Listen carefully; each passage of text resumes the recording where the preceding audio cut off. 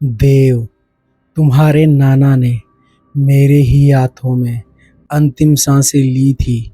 वो मुझसे कहते रहे कि उन्हें एक साया मार देगा। उन्हें वो साया दिखता है, लेकिन मैंने उनकी बात नहीं मानी और मैंने तुम्हारे नाना जी को खो दिया। यह कहकर नानी देव की जोर जोर से रोने लगी। देव नानी को अपने सीने से लगाता है और कहता है, नानी, कोई बात नहीं है। जो होना था वो हो चुका है। अब रोने से कोई फायदा नहीं है। देव की नानी अब भी जोर जोर से रो ही रही थी। कुछ देर के बाद नानी देव की सो जाती है। देव बालकनी में आकर एक सिगरेट जलाता है और पीते पीते सोचता है, नानी कह रही थी कि नाना ने उन्हें कहा था कि कोई साया उन्हें दिख रहा है और वो उन्हें मार देगा। क्या सच में कोई भूत प्रेत होते हैं? यह बात सोचकर वो काफी घबराया हुआ था। सुबह हो चुकी थी और देव काफी लेट उठा। उसकी नानी उसके पास आती है और उसे जगाते हुए कहती है, बेटा देव, खड़े हो जा, सुबह के 9 बज चुके हैं। देव अंगड़ाई लेते हुए कहता है, हाँ नानी, बस 5 मिनट उठ ही रहा हूँ। यह कहकर देव खड़ा होता है और देव की नानी कमरे में चाय रखकर चली जाती है। देव चाय लेता है और बालकनी में जाकर सिगरेट जलाकर खड़ा हो जाता है।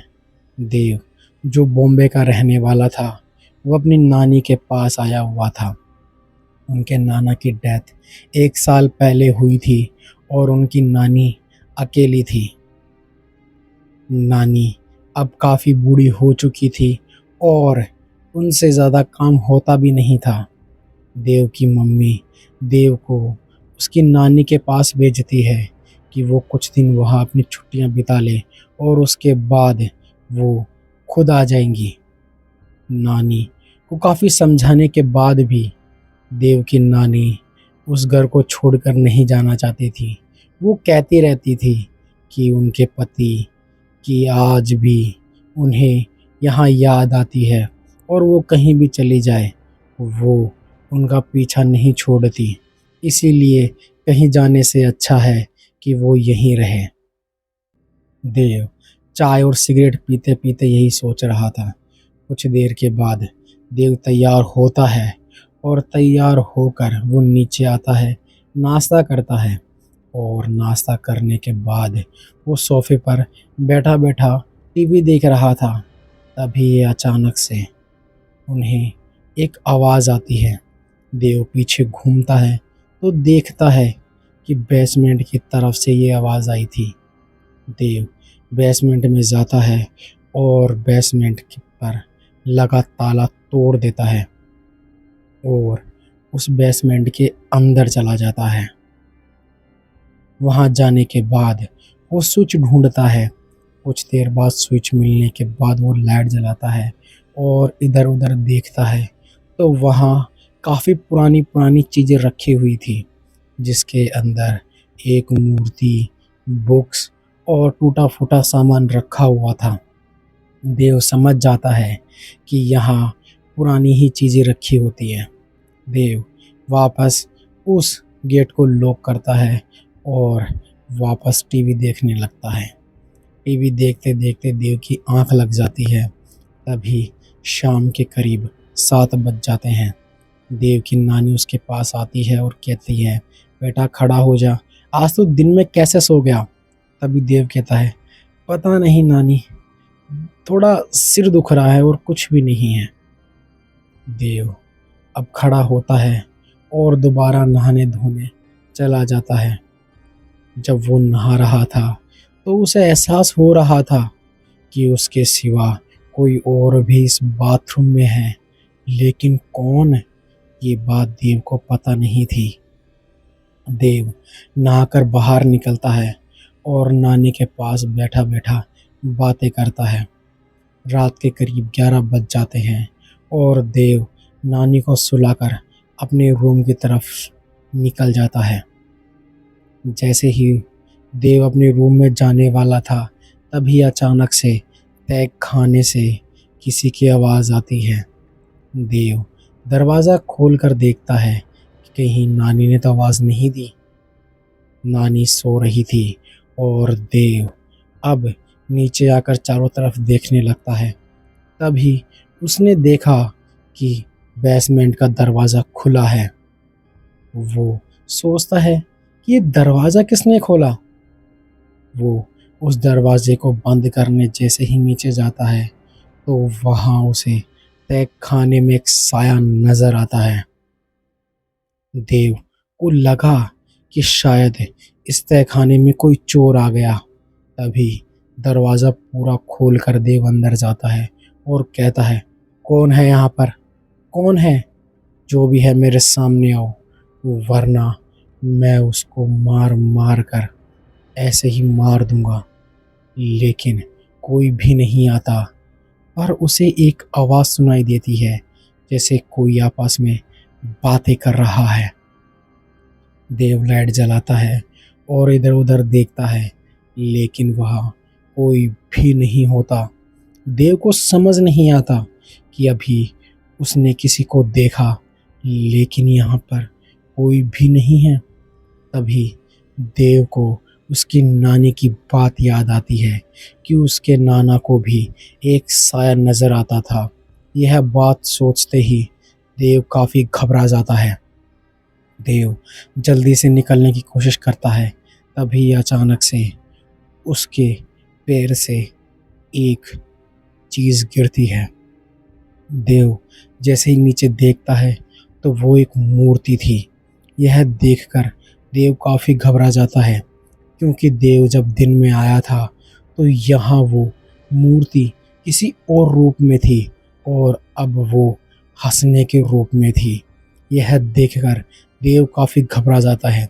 वो दरवाज़ा बंद करता है और सीढ़ियों से जैसे ही ऊपर जाने की कोशिश करता है, तभी अचानक से वो दरवाज़ा खुल जाता है।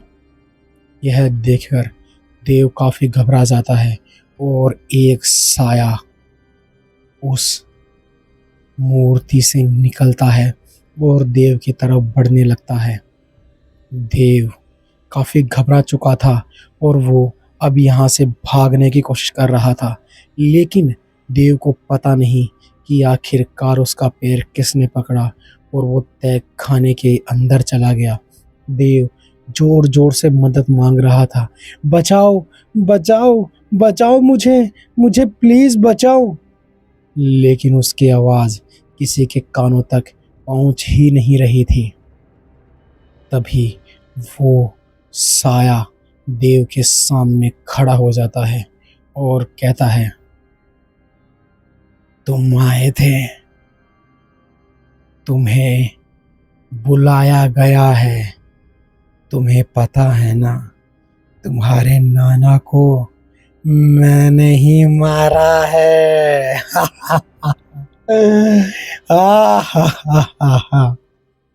यह आवाज़ सुनकर देव और भी अंदर से डर जाता है। तभी वो कहता है, कौन हो तुम और तुमने मेरे नाना को क्यों मारा?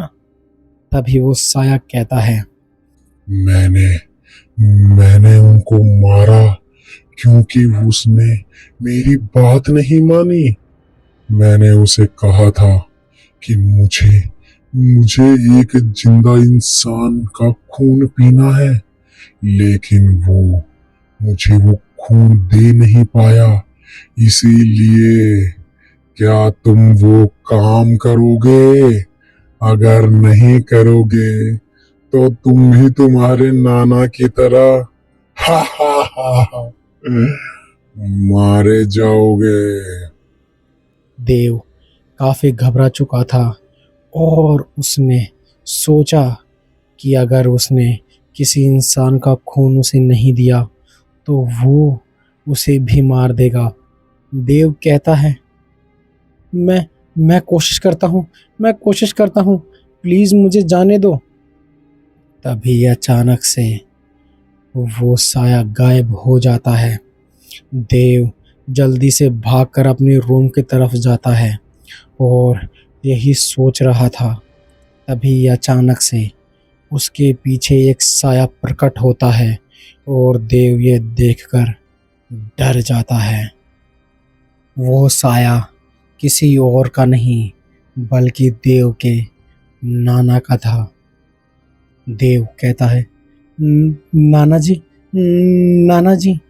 तभी वो साया कहता है, "हाँ, मैं तुम्हारा नाना हूँ देव, मैं तुम्हारा नाना हूँ।" तभी देव जोर जोर से रोने लगता है और कहता है, "नाना जी प्लीज मुझे बचा लो, वरना वो साया मुझे मार देगा।" तभी देव के नाना कहते हैं, तुम्हें अगर बचना है तो वो मूर्ति तुम्हें लानी होगी और उसे तोड़कर दफनाना होगा। मुझे ये राज उसी दिन पता चला जिस दिन मेरी मौत हुई थी। अगर तुम बचना चाहते हो तो उस मूर्ति को तोड़ना होगा और दफनाना होगा, पर याद रखना, तुम ऐसे उस मूर्ति को तोड़ नहीं सकते। पहले तुम्हें खुद को प्रोटेक्ट करना होगा। तभी देव अपने नाना से कहता है, "कैसे नाना जी, आखिरकार कैसे?" तभी वो कहते हैं, कि मंदिर में एक लॉकेट रखा होगा, वो हनुमान जी का लॉकेट है। वो तुम्हें पहनकर उस तय खाने में जाना होगा, उस मूर्ति को उठाना होगा और फिर उसे तोड़कर दफनाना होगा। वो साया तुम्हारा कुछ भी नहीं बिगाड़ सकता। यह बात सुनकर वो साया गायब हो जाता है। देव मंदिर की तरफ भागता है और देखता है कि उस मंदिर में एक लॉकेट है। देव जल्दी से उस लॉकेट को पहनता है और तय खाने में जाता है। जैसे ही वो मूर्ति उठाता है, एक साया उस पर हमला करने की कोशिश करता है, लेकिन वो साया उसको छू नहीं पा रहा था। देव यह देखकर काफ़ी ज़्यादा खुश हो जाता है। देव जल्दी से उस मूर्ति को उठाता है और घर से बाहर निकलकर उसे एक पत्थर की मदद से तोड़ देता है।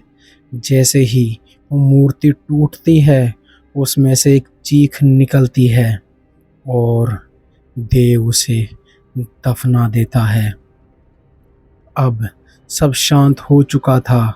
देव के नाना जी का साया और वो साया दोनों ही देव को नजर नहीं आ रहे थे।